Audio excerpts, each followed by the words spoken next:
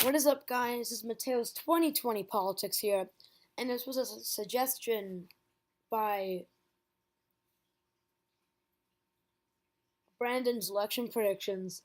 So, basically, I would do a 1992 election without Ross Perot. Let me teach you something about this quickly. So, this is a really famous election. In case if you don't know, George Bush was running for a second term. Then came along Bill Clinton, the rock star candidate. And then also came Ross Perot, this businessy, kind of conservative-leaning independent who ran, and he was one of the most successful independents ever. He didn't win any electoral votes or states, but well, sorry. In order to get states, you'd have to get electoral votes. Um, but one sec.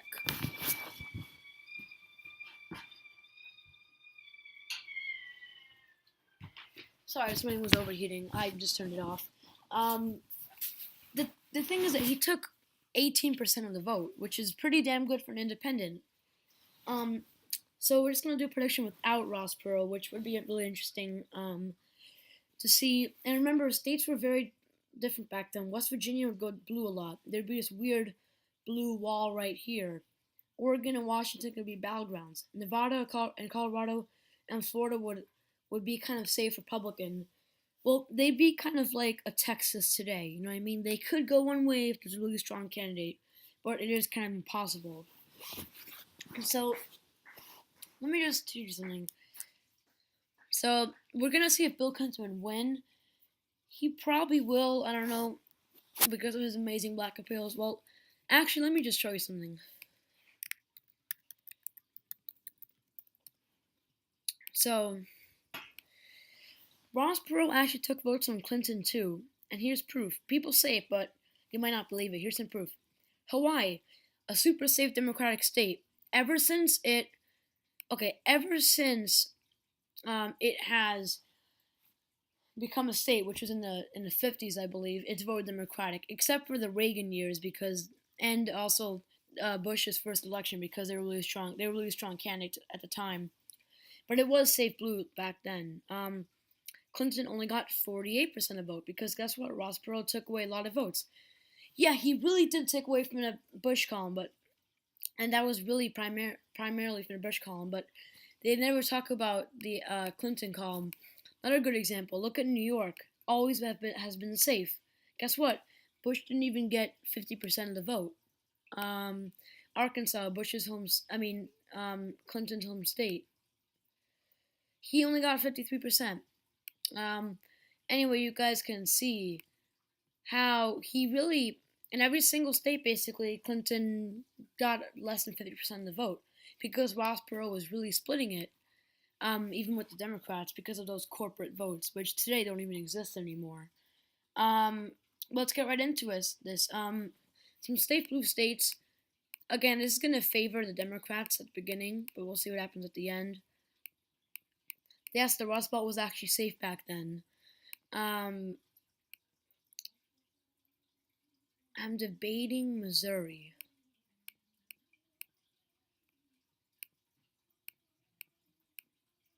So yeah, the independent will actually be battleground, not Ross Perot.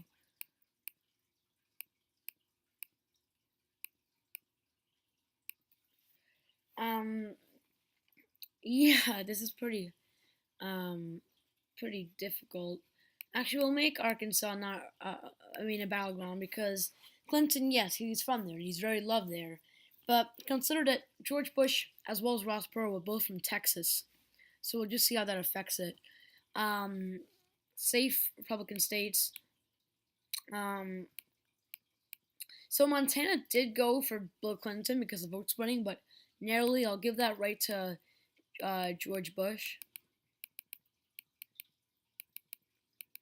Um, Texas as well, actually. Uh, Nevada will be safe for Bush, actually, and so will Colorado's more difficult. I'll just leave it for battleground. Um, let's see, some more safe states. North Carolina, because I went to Bush even when there was immense vote splitting. Virginia was actually safe blue back then. Can you believe that? Man, so many states have been trending Republican. I mean, Democratic. Sure, I mean, these states, you don't ever see them going blue anymore, like, at all. Never. Um, but Florida, I mean, that's a state that is barely leaning Republican. I'd even respect your opinion if you say that it's right in the middle. Nevada and Colorado, they're safe now. I mean, Colorado had the Democratic governor, John Hickenlooper. They have the first openly gay governor ever, which he is actually now governor. He got elected in the midterms of 2018. Nevada, 2016, the Democrats gained a Senate seat there. Then they also gained a Senate seat there in 2018. So that's clear proof that it's trending Democratic. Um, yeah, anyway, this might be kind of long prediction. We'll get right back to it. Yeah, this is basically it for the safe states. So I think we could say right here that Clinton will win. We're just gonna give West Virginia. Yeah, we're gonna give him all these safe states.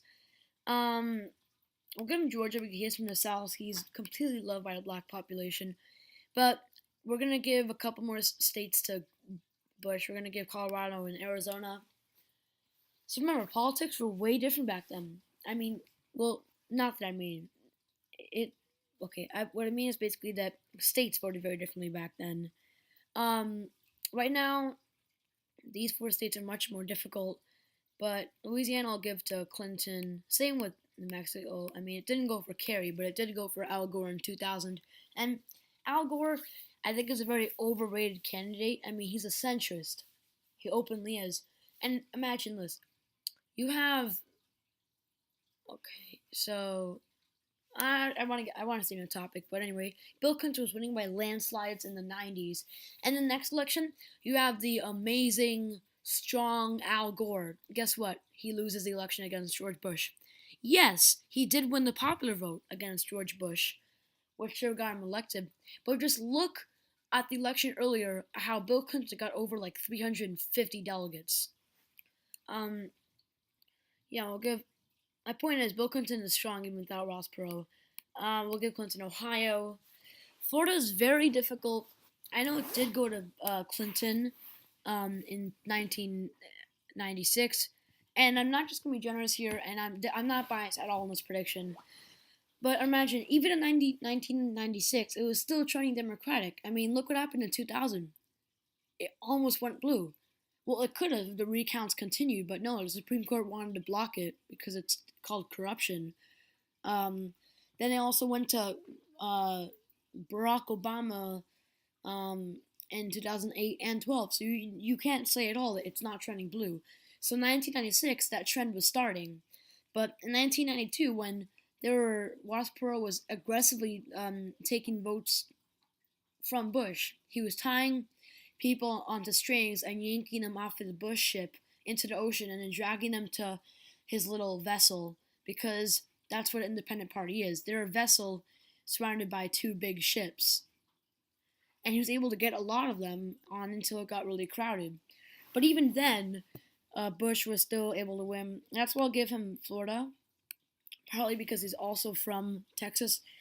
And remember, North Carolina is going red before Georgia. It was like that. Virginia, safe Republican. It was like that. So thanks for watching this video, guys. And I might start making some. I'm gonna be doing an alternate prediction thing because, so in this one I'm doing. I think I don't have to explain what I did in this video. There was a suggestion by J.J. Holmes, and J.J. Holmes, if you're out there, if you're watching, know that I haven't forgotten your suggestion. This one came in first by Brandon's election predictions. So next time I'll do your suggestion, which is guys, this is 2016. If Sanders ran as an independent. Then I'm doing one that I already finished, which is the 1824 election, the weirdest in history, which is not alternate, but I'm just explaining it. And then I might make Ted Cruz if he won the Republican nomination. So if I don't make the alternate 2016 prediction with Sanders as independent next time. I will make it time after that, okay? So I'll see you guys later. Have a great day and bye.